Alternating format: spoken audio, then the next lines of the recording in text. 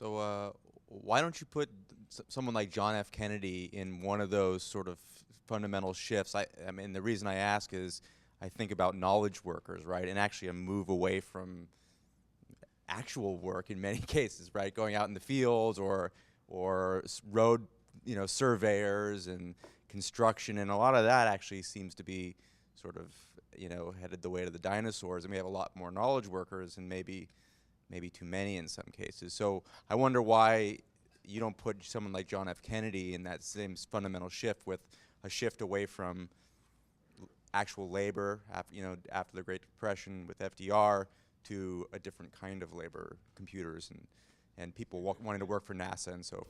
Did people hear that? Do we have to repeat that?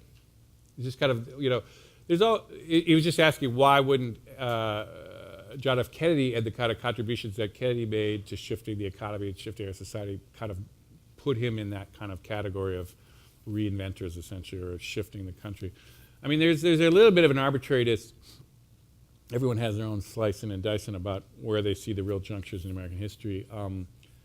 I would say I'd put Kennedy in the kind of Reagan kind of category of a pretty big shift, but not as fundamental as a reinvention. I mean, Reagan, shifted the politics of the country into a more conservative politics, but essentially in terms of reinvention, he didn't. There were no real fundamentally new institutions. There were no kind of completely new whole cloth kind of initiatives.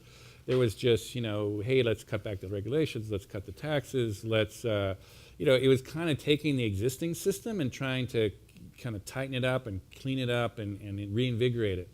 And so, which is kind of what the conservative response is to essentially problems in the society, is essentially go back, just do them better. And you're seeing it coming out in this election right now. It's like they're not criticizing the fundamental approach of, that small government kind of free market cut taxes thing, but they're just saying we didn't do it hard enough last time under Bush. We didn't go deep enough. We didn't pare it back enough. And that's a very classic conservative response. It's just like, do the old thing, but just do it better.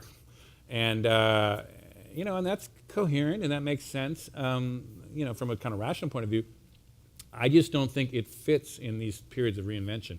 The systems that we have to build are so fundamentally different. They're not. We just can't And this is, it's also to kind of go at the Democrats too. I want to be clear about this. The Democrats do not have all the ideas by any means.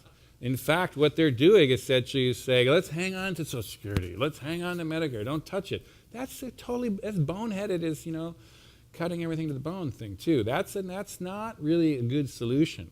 But I do think so that's as much a part of the problem. What we need is the next generation of ideas, and I think my only point is that I feel, and again, there's room for debate here on what everyone might feel, but I think Obama has the core values, he has the right direction, and he essentially has the smarts to kind of adapt. He really wants to go, let's say, for example, you don't have to convince him that there's climate change, right? You don't have to convince him, about these basics of where the world's going. And I think he wants to go there more, in fact, he's been able to do in the last 4 years.